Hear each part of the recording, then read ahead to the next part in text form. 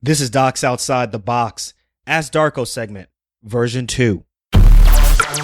Welcome to Docs Outside the Box podcast. This is your official show, looking inside the minds of cutting-edge and innovative doctors. Think you'll find these stories in any medical textbook? Sorry. You're getting real live insight from men and women pushing the envelope beyond medicine. Ordinary doctors doing extraordinary things. Let's start now with your host, Dr. Darko. Hey docs, are you looking to learn how to become a physician leader? Then Physician CEO is for you. Physician CEO is an accelerated business immersion program designed for physicians and developed by MBA faculty from the Kellogg School of Management at Northwestern University. The 2018 program begins this January, so learn more at www.physician-ceo.com/DOTB.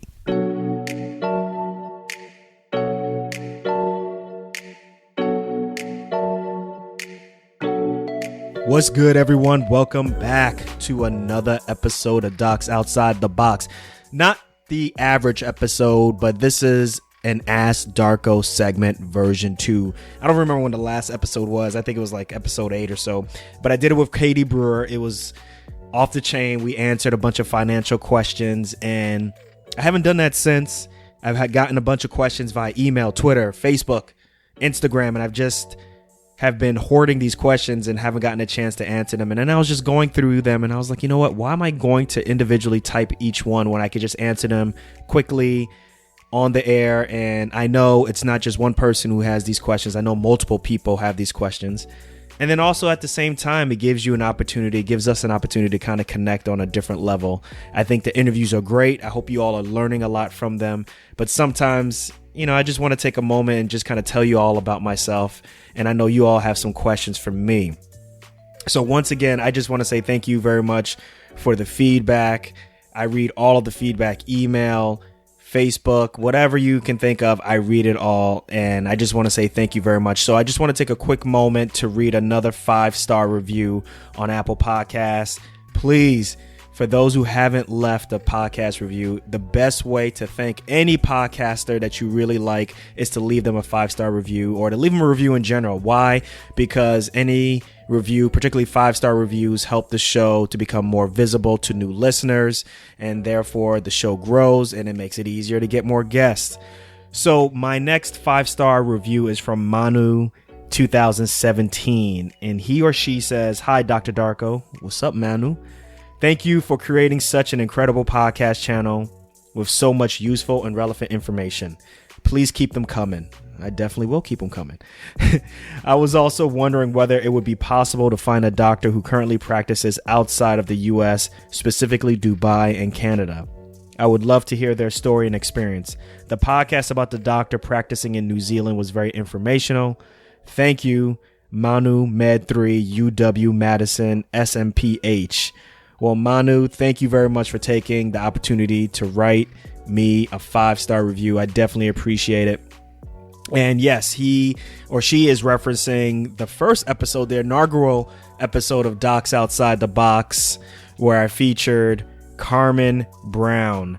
And she was a doctor who was born and raised in Atlanta, Georgia, became an OB-GYN doctor, and decided that she's out. She was going to go practice in Australia as well as New Zealand, and that was a very, very popular show. But to your question, if you know of any doctors who are practicing in Dubai and Canada who are doing really cool things outside of medicine, my research team is always looking. So please send me some tips on people that you know, some referrals on people that you know who are doing really cool things, and I'll go out and reach out to them. So the show is definitely not limited to doctors within the United States. Obviously, my network, the people I know, the majority of them are in the United States. But if you're looking for a wider experience, just let me know and I'll take a look. And like I said, I'll put that on my radar. So once again, thank you again for the 5-star review. So this is just an opportunity for you all to ask me any questions. So I got a bunch of questions, and let's just go ahead and start. So the first question is from Young MC Operator. and he or she says, where are you from? Where did you grow up? And why did you start the show? All right. Well, look, so I'm from the East Coast. I grew up partially in New York City and Queens, New York, up until I was 10 years old. Anybody who doesn't know, that's in Lefrak City, which is not too far from Shea Stadium, from where the U.S. Open is played. And grew up in this apartment building project called Lefrak City. Very pivotal time for me. And at the age of 10, 11, me and my parents, we bounced and moved to New Jersey, to a small town right outside of Newark, New Jersey, which is basically Newark, New Jersey, called Irvington, New Jersey. And the rest is history. So why did I start the show? So that actually comes back to my childhood. So I grew up in Lefrak City, which is basically the projects. And I had two parent household, which was amazing. My parents are from Ghana, West Africa, blue collar immigrants. They work very hard, and I had 3 sisters, and they protected me. And there was chaos outside of my doors and where I lived, but it was a very safe and very nurturing home that my parents had built, and we are very, very, very close. And education was pushed onto us very much. But when I was growing up, the Cosby Show was a big influence on me. And I think a lot of times people don't understand how TV and how seeing representation, people who look like you, how much of an effect that can have on people. So, although, things are going on, controversial things are going on with Bill Cosby now, just take a moment just to separate that and just listen to my story and my journey, if you will, please. So I'm going to share with you. So for me, growing up in the projects, watching, a very successful African-American male who's a physician and has a beautiful wife who's a lawyer and has amazing kids and lives in Brooklyn, for me, that's something that was very unfamiliar to me. Like I said, my parents were excellent role models. To this day, they're still my role models, but I didn't know anybody in my neighborhood who looked like Bill Cosby. So for me, I was very fascinated and very attracted to that life. And I knew at an early age that, this is the life that I wanted. Like, this is what I wanted to be. This is the way that I was going to get out, quote unquote, of the hood, And I just basically had a single-mindedness of purpose that I was going to be a doctor. And I kept that thought process in high school and college. I did all the right things. I did the things that I was supposed to do, that you would think that you would have to do to get into medical school. Got into medical school and decided to get an MBA. And then from there, went off to Atlanta, Georgia, Morehouse School of Medicine. Thank you very much for letting me in. And I did general surgery there at Grady Memorial Hospital for 5 years. And that was an amazing experience. And then from there, I went to Miami and I did a year of trauma critical care. And that was amazing. And then, it was time for me to take a job. And I didn't want to take an employed job. And I started doing locums. And I started to notice that when I was doing locums, I was meeting people who were doing some amazing, fascinating things.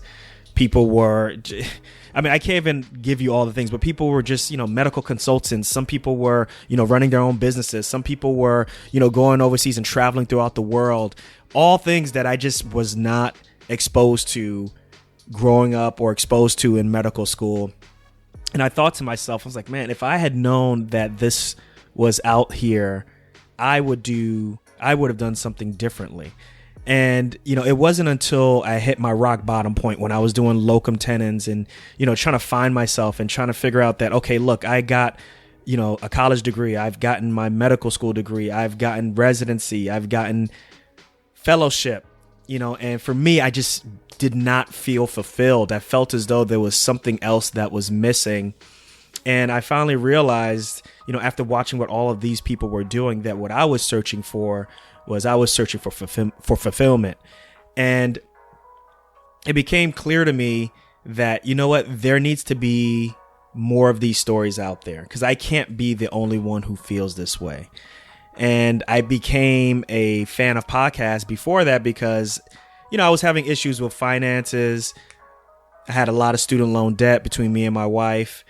And I just felt as though I was just a a sitting duck working with financial advisors, and 1 minute they explain something to you and then the next minute you forget and you have to ask them 4 or 5 times. So I started searching out blogs, and then that led to listening to podcasts, and I just started to listen to other podcasts that were about finances, and then I started to see, are there any podcasts about doctors and what they're doing?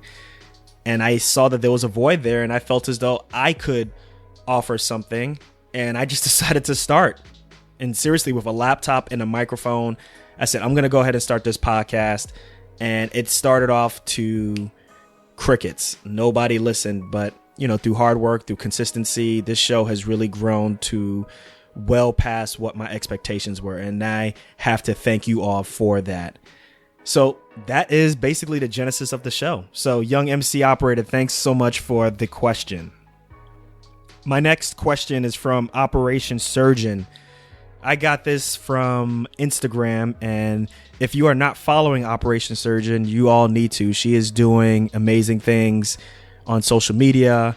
She's making YouTube videos on her journey towards getting into medical school, but she sent me a bunch of questions that I can't answer all of them right now on this show, but eventually I'll answer the majority of her questions. But the first one that I wanted to answer actually is her question that says, is it unrealistic to have a side hustle during medical school, such as standalone shops or online boutiques? So that's a good question. So I'm going to start off by saying that I think, sorry, I had to get some water. I think that there's the old adage of, if you're in medical school, if you are working while you are in medical school, you are working your way out. I'm sure the majority of you all have heard that term. And basically what that means is, look, being a medical student is a full-time gig. You cannot really expect yourself to get income from other sources by working or by anything else that's going to take your mind away from studying. Like, studying is your job. And although I went to med school over 10 years ago, I graduated in 2006. So it's been over 10 years. Things have changed from that time to now. Social media is huge. Web 2.0 is here. People are doing and making money in so many different ways. But I think I'm going to stick to my first answer. My first answer is, I'm going to say, I want you, Operation Surgeon, once you get into medical school, I want you to focus on being the best medical student you can be. Okay. And then after that, I want you to focus on the best resident that you can be, because once you get all of your degrees, once you get all of your credentials, can't nobody stop you. All right. Then you can do whatever you want to do. But also at the same time, I do recognize that it is a little bit easier now to get your name out there. It's a little bit easier to be an influencer in ways. So you have to pick and choose very carefully. And if you do a side hustle, be very, very smart about it. Make sure it's not taking time away from being a medical student, because your job, your primary job in medical school, is to be a medical school student. All right. And now, a word from our sponsor. Understanding how to run a business in medicine will put you at a unique advantage in the future. Whether it's leading a hospital, practice, or starting a new venture, the Physician CEO program will put you in focus from day one.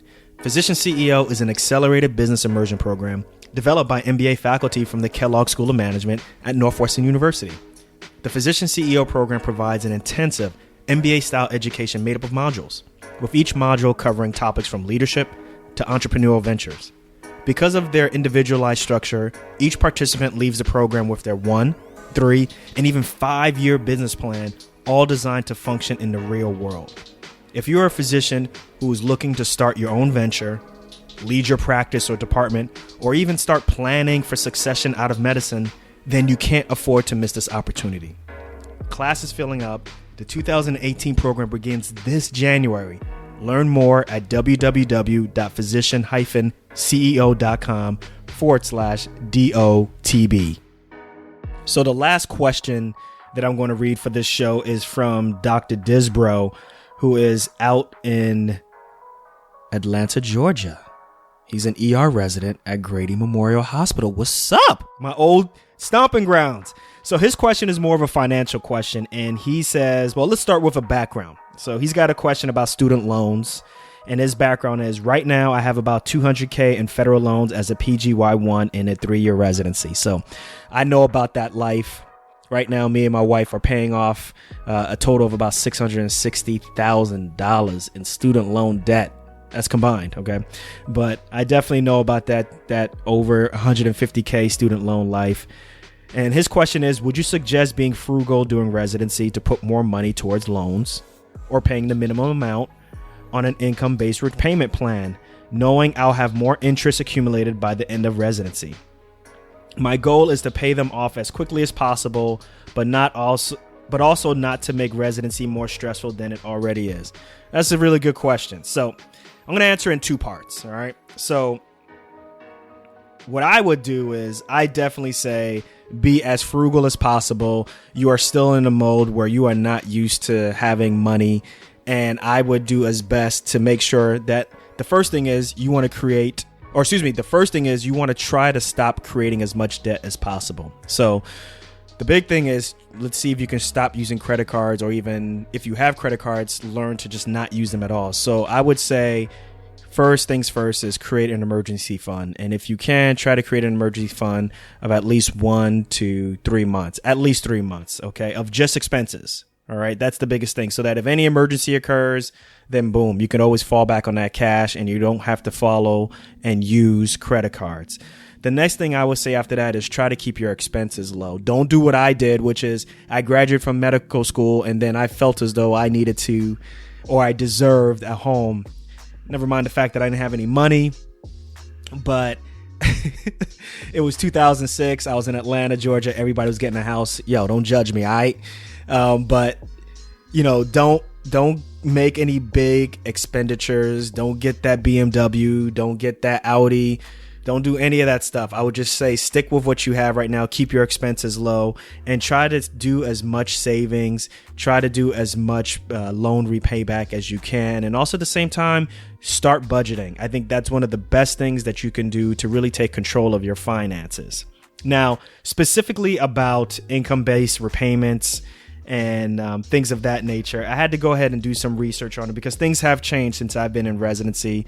But you know, I've done some research and I wanted to also get the opinion of someone who I know you all trust, someone that I trust. So I went ahead and spoke with Bo Liu, who's also Future Proof MD. He was on the show before. And, you know, one thing that I wanted to get from him is what's the best way to kind of maximize income as well as maximize interest payments.